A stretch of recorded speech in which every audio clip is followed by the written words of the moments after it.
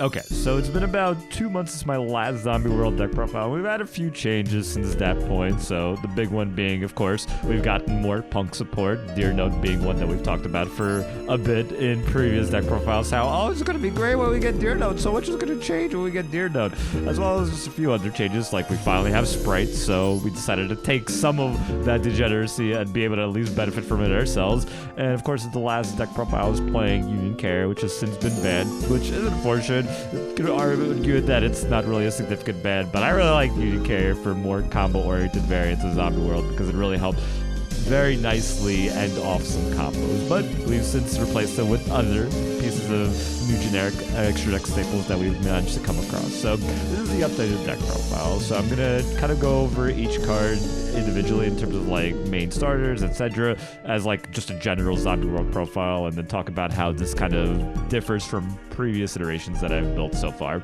So just to start off, your basic important monsters in the main deck are going to be your Uni-Zombie, as well as Shiranui Solitaire. Shiranui Solitaire's purpose is to tribute itself to special summon Uni-Zombie from the deck. Uni-Zombie is great because it allows you to mill any zombie from your deck. It also allows you to discard any card to modulate its level, and that can sometimes be very useful because certain cards gain effects when discarded, such as your Dangers, and other cards you just want in your graveyard, such as Mitsuki, or your Necroworld Banshee, or your Doom King Balder-Drog. So even though they'll sometimes be inconveniently in your hand, you'll at least have a reliable way of getting them out of your hand thanks to Uni-Zombie. And of course, Uni-Zombie is a tuner, so that allows you to open up some synchro plays as well, which really helps with the zombie synchro gameplay actually being confident.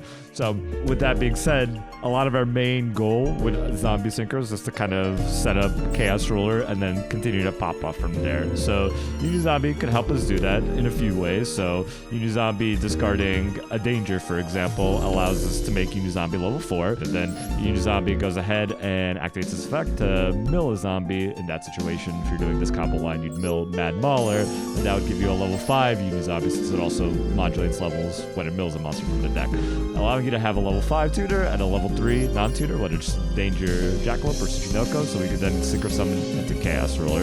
And then from there, you mill 5. Based on your mills, you continue to play the game from there. Use Mad Mauler to go ahead and to special summon itself by reducing the level of Chaos Ruler to 6, and then you synchro summon using the 2 to make Felgrin. Then you go ahead and use the effect of Chaos Ruler to special summon itself back, banishing a light, hopefully, from your graveyard as well as any of your darks from the graveyard. We have plenty of darks. Sometimes lights could be a little more tricky to get a hold of, but we do play a few. And then you go into Zombie Vampire, allowing you to mill some more, special summon as well, and then you continue to play the game from there. So that's the general combo line that Uni-Zombie helps you go into if you have a Danger in hand. And if you don't have a Danger in hand, but you started with Shiranui Solitaire into Uni-Zombie allows you to then use Uni-Zombie to mill Mitsuki, allowing you to use Mitsuki to then special summon the Shiranui Solitaire, and that's 2 level 4s on the field, allowing you to then go ahead to summon this Chaos Ruler from there, and then you just play from there. So those are some like the basic combo lines that you do, thanks to Uni-Zombie being a tuner as well as the miller.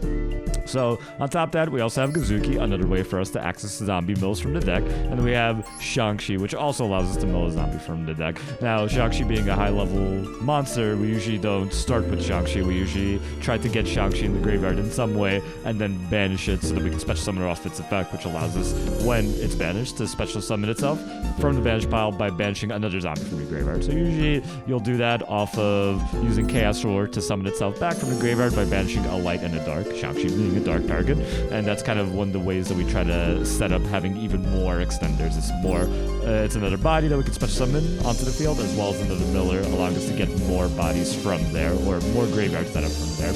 So Gazuki also has an effect of allowing you to banish a zombie monster from the graveyard to special summon a zombie from the hand when Gazuki is sent to the graveyard. Gives you another opportunity to both banish Shang-Chi, as well as being able to also just special summon zombies from the hand that might be a little awkward, whether it's like a Doom King Balder-Drog that you want to get out of the hand, or a Necroworld Banshee, or just straight up just having more resources on the field. Sometimes I'll just be like, hey, I want to just make a dumb, thick board with a lot of spam, and I'll just special summon an Ash Blossom because I'm just doing degeneracy. So there's a lot of ways where those additional effects can help you lead to bigger boards, as well as help you get your end boards to be bigger than you would initially imagine just based on like a normal summon Uni-Zombie, for example.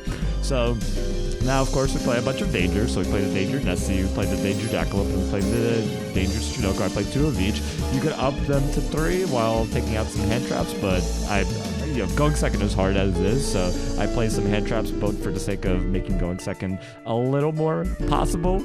But ultimately, your best going second hand trap is going to be a Resolve Maxi versus things like Sprite. But the other utility of hand traps, such as Ghost Ogre, besides being useful against things like Gigantic Sprite, as well as Effect Veiler, is the fact that they're also light attribute monsters. So that helps you set up a way to be able to go ahead and add them off of Chaos Roller, so you have hand traps when you're going first, while setting up a combo on your board. You also have additional utility of hand traps, as well as just being monsters that you might be able to mill off of the Chaos Roller to then banish them to be able to special summon back the Chaos Roller and set up more plays from there. So it adds some utility from there, but you can theoretically cut down on some of the hand trap counts and just focus on specifically having dangers for more gas. And especially when we're going to be getting the Ishizu cards in a few days, you can theoretically play those as well, but I'm probably going to be more so trying those out in a 60 card build later on. So that's the whole idea. You have Necroworld Banshee. That's another card that you usually want to consider milling in some way. It allows you to Banshee, so you could activate a Zombie World from the deck. You have yourself Mitsuki, which is your main way of being able to extend, as well as pick up pieces that you mill from things like Chaos Ruler and Zombie Vampire by special summoning a zombie monster from the graveyard. Now, Zombie World, allowing you to change all monsters in either player's field and in graveyards to zombies, means that you can sometimes special summon some very interesting cards from the graveyard. So, of course, usually you'll use Mitsuki to special summon a Gazuki back or a Shang-Chi that you milled. But let's say you have Zombie World active and you, let's say, went for Chaos Ruler and milled a Xiamen. You could then use Mitsuki under Zombie World to special summon the now zombie Xiamen to then go ahead and search for Foxy Tune. So Foxy Tune will allow you to then go ahead, discard, well, not discard, but technically send any card from your hand to the graveyard to special summon from the deck the Deer Note now. And remember, this is not a discard, so it doesn't trigger the danger effects, but yeah, at least you could send something like a Mitsuki in the hand or a Baldrak from the hand, some kind of card that you want in the graveyard to the graveyard. So you could then go ahead and get more value, pop off with a Deer Note, for example. So these are some of the ways where Zombie World mixed with things like Mitsuki could allow you to do some very interesting combo lines with cards that are initially intended to be zombie monsters. Now, the whole point of Xiamen, now that we have Deer Note out to the deck, is to be able to go ahead and just be a free zombie vampire and Chaos Ruler in one. So whether you normal summon Xiamen or preferably special summon off of an emergency teleport, you're going to go ahead and use the effect of Xiamen to add from deck to the hand the Foxy Tune. Foxy Tune will allow you to then send one card from your hand to the graveyard, as well as itself to special summon from the deck the Deer Note, allowing you to then go ahead, secret summon into Chaos Ruler. If they hadn't used Ash by that point, then it's too late because you can chain block the Chaos Ruler's effect, dodging an Ash Blossom by using Chain Link to Deer Note to special summon from the graveyard the Foxy Tune, allowing you to go ahead and have a second level 8 on the field while also milling 5, adding from amongst those 5 a dark or light attribute. So giving you really good value to start your combos and then being able to go ahead and summon the zombie vampire afterwards, so you could then mill 4 more, get some information on what your opponent is playing, and then special summon a valuable monster from amongst those milled. So if you mill a starter, such as like a Unizombie or a Gazuki or even a Shang-Chi, that could be very valuable. Or you can mill just Doom King Baller Jock and be like, I have Doom King Baller Jock in the field now. But more importantly, whatever the card that you summon off of Zombie Vampire, that allows you to have more bodies on the field to then be able to do Link and Synchro Summon plays with. So that's kind of the main reason Xiamen is broken out, quote unquote, thanks to Deer Note, allowing us to enable really powerful 1.5 Chaos Ruler into Zombie Vampire plays. And the fact that Foxy Tune is a light attribute monster allows us to have an easier way of having access to a light attribute to be able to banish to then summon Chaos Ruler later on. You just have to make sure you link off that Zombie Vampire first so that you could get that Foxy Tune off of the Zombie Vampire, because you're detaching either the Chaos Ruler or the Foxy Tune. So one's going to be left on. So just make sure that's where the monster you summon off of the Zombie Vampire could be useful, even if it's not a starter. You just link it off with the Zombie Vampire to summon, let's say, an IP Masquerena or a Vampire Sucker. Usually IP Masquerena, because that allows you to have a little more utility later on, especially as we extend into nice, fun, degenerate sprite elf plays. So that's the whole idea, and really the whole premise of the deck is you're kind of going into non-linear paths after you finish up your Chaos Ruler and your Zombie Vampire play, because you're basically playing based on what your graveyard looks like. So if you have a whole lot of Mitsukis and you have a whole lot of Gazuki and Shang-Chi, then you're playing from there, setting up lines, keeping track of what tuners you have, and trying to set up a board that might have a combination of Doom King Baller Druck as well as Zombie World, as well as some synchros that could be powerful, such as Dawn Draxler for Spell Trap Negates, Baron de Fleur for Omni Negates, and if you do go for Link 2, climb into Sprite Elf play, going into Borreload Savage Dragon as well. So that's the whole premise of the deck. I only play one copy of Xiamen because I already have 7 other very powerful, well, quote-unquote very powerful, I'm kind of overhyping zombies here, but very preferable normal summons here, so I don't want to have the deck be too normal summon heavy. When I was playing 3 copies of Xiamen, I found myself having situations where I just was seeing it alongside Solitaire, and it's like, if either of them get interrupted, then it's not like I could then get the other one on board. So my normal summon gets interrupted, I struggle as is. So my preference being special summoning it off of E-Teleport, that's kind of my rationale, but it is arguable of playing more copies of Xiamen as well as even more copies of Foxy Tune. Again, if you're cutting down on copies of Hand Traps, you could play more Gas with Dangers, as well as maybe 2 copies of Foxy Tune, as well as 3 copies of Xiamen, and then maybe 3 copies of Jackalope, 3 copies of Nessie, for example. But again, at that point, that's more so if you're like really focused more on Gas and less on Hand Traps. So if I'm taking out like the effect failures, for example, maybe taking out like you could take out the Ghost Ogre, or you could even say Ash isn't as good in this meta, screw it, and take that out. But honestly, you need your outs to max C, because otherwise you're just really depressed if you get max C. So you want your Ash, you want your Call by the Grave to dodge hand traps such as max C, as well as just other forms of disruption, because one hand trap on like your normal summon Unizombie, like an Ash Blossom on a Unizombie, could stop your combo right there. So that's where you want to at least have some sort of outs as well. So that's just, it's hard to really convey in words how you're supposed to play the deck, so hopefully the footage that you see on screen is giving you some ideas of how the deck is supposed to be played, because it really can just vary based on like what your mills look like, and it really is one of those decks that's better to practice in solo mode or even casual mode with a bigger timer, because you're gonna be keeping track of a few distinct number of activations, so you always want to keep track how many mills you have left, both from the main deck and the extra deck. So you always have 3 targeted mills that you can activate from the main deck: your Unizombie, Gazuki, and Shang-Chi, each being a hard one per turn, and then you also have Immortal Dragon being a 4th potential mill, allowing you to mill any of your zombies besides Shang-Chi. In terms of the extra deck, Vampire Sucker, the reason I play it, honestly, I know a lot of people love it because generic zombie, but I only really play it in situations, or I only really summon it in situations where I want to get a Link 2 on board, and then link that Link 2 off to get Sprite Elf on board, so I could then both have Sprite Elf summoning more advantage, as well as having a Borreload Savage Dragon that can equip a Link 2 onto itself.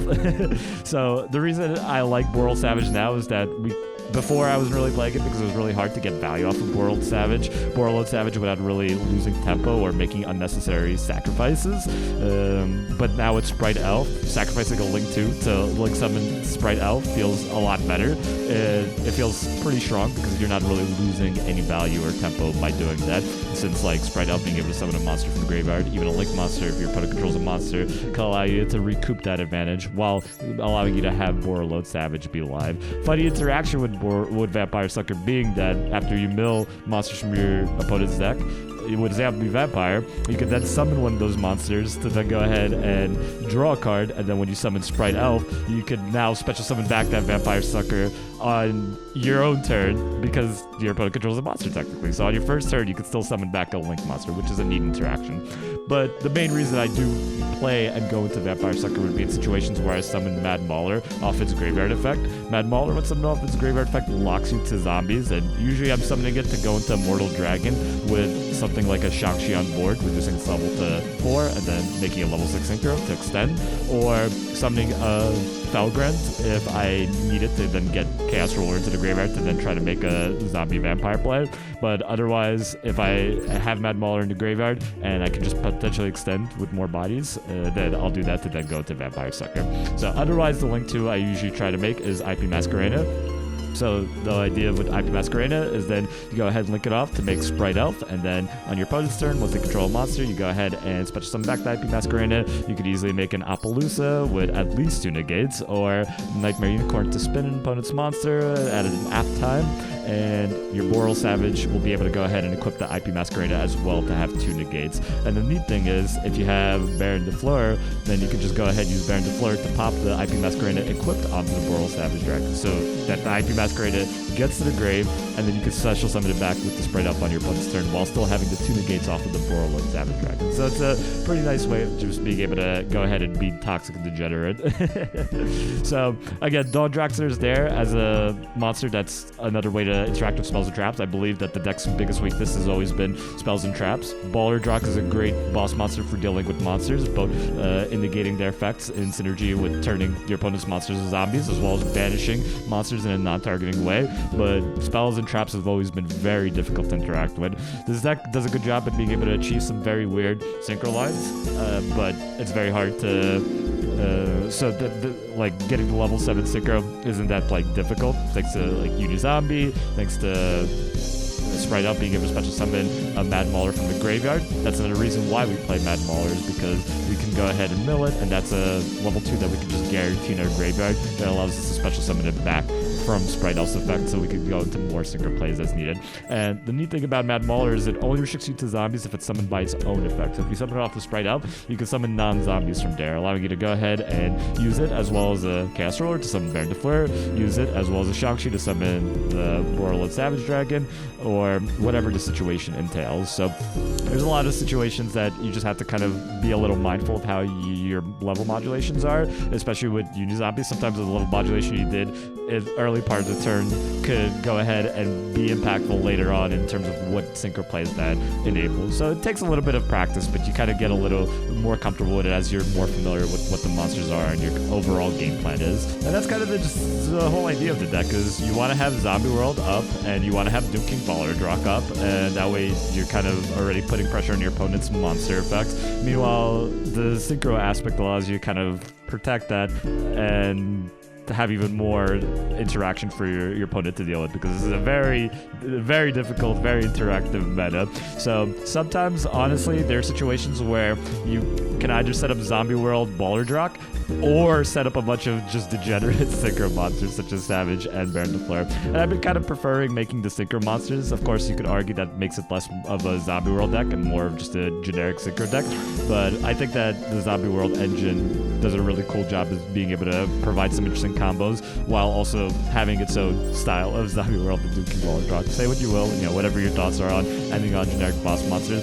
I think because we don't have things like Union Carrier, it's been a lot more difficult for me to end off those degenerate combos with a Doom King Baller Drock as well, because having that one extra piece that allowed me to then go ahead and equip a Doom King Baller Drock or Necro World Banshee to access Zombie World from the deck made it a lot more easier, because sometimes you're in a situation where your mills are either mill Banshee to set up Doom King Baller Drock, or mill Mitsuki so that you could set up more bodies on the field to synchro summon. And I just like to have more of like the Omni negates or Spell and Trap negates, because that's always, as always, I feel more impactful than just Doom King Baller Drop negating a monster and banishing a monster, because I feel like a lot of the meta could play past that and also bait that out as well.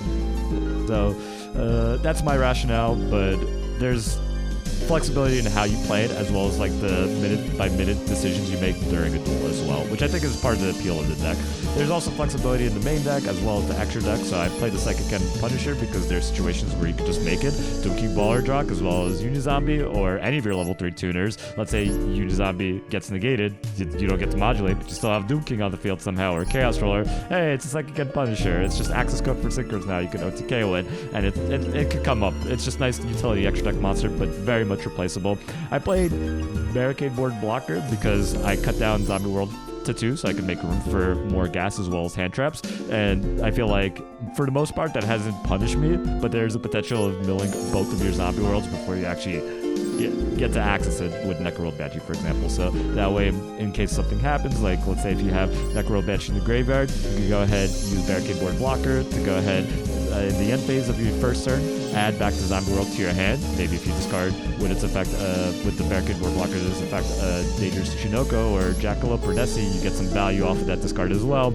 And then on your opponent's turn, you could activate the Necroworld Banshee to go ahead and activate that Zombie World from your hand, so that then you could go ahead and special summon a Doom King Baller Drock that you have in the graveyard, or now have that Doom King Baller Drock be able to use its effects in response to your opponent's effects, basically.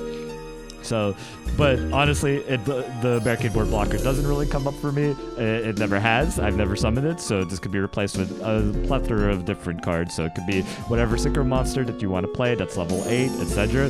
You could play some generic Link monsters such as Nightmare Phoenix, Nightmare Cerberus. You can play Dark, that Charmer, because the majority of your deck is Dark. You can play Nightmare Griffin if you want to be super toxic with IP and Sprite Elf plays.